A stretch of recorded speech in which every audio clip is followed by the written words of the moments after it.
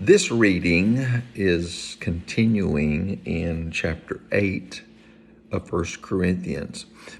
Those first few verses of chapter 8 talked about idols, and the ending statement was that there's one Lord Jesus Christ. All things are through him, and we exist through him. So it didn't talk about the food. We're going to talk about food now. But the reminder, that beginning section of chapter 8, is talking about those struggling with idols and worship of idols. And God they're reminded that God is the one God. And that's knowledge that we have. So reading on now in verse 7. However, not everyone has this knowledge. That talking about the knowledge of who Jesus is, who God is, the one God.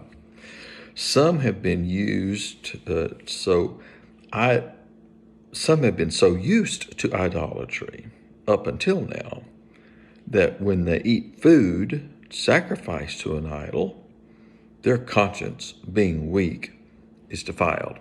So, talk about now, food was offered to idols as part of the worship of an idol.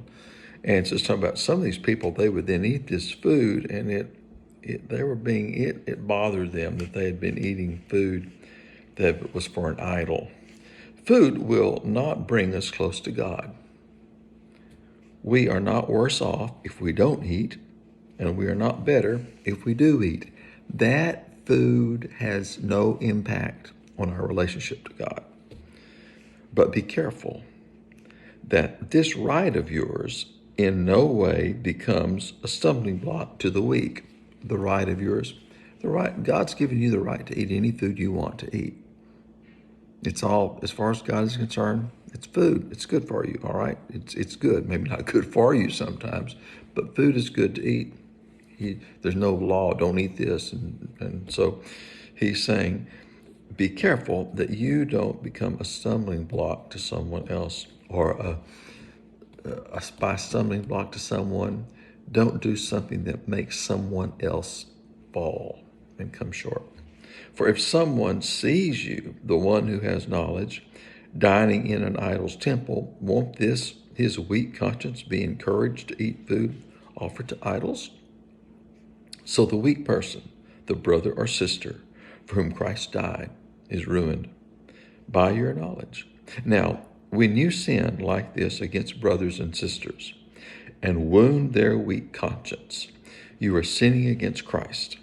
Therefore, if food causes my brother or sister to fall, I will never again eat meat, so that I won't cause my brother or sister to fall. Okay, let me summarize, tell you what this is talking about. In verses 7 through 13, he's talking about eating food that was for idols.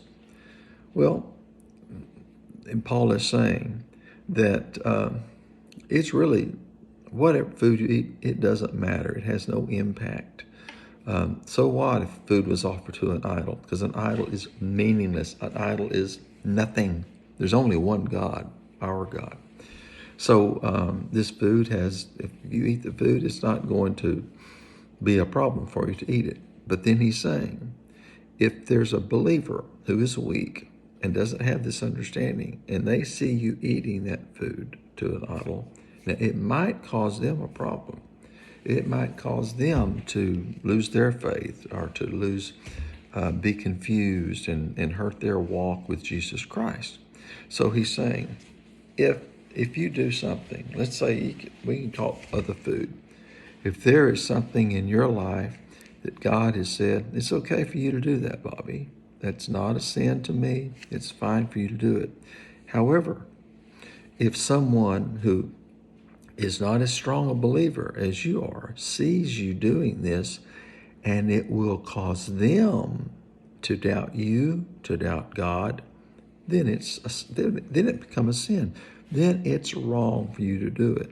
So that's why he said, if I have to stop eating meat because I don't want my brothers and sisters to fall, I'll stop eating meat.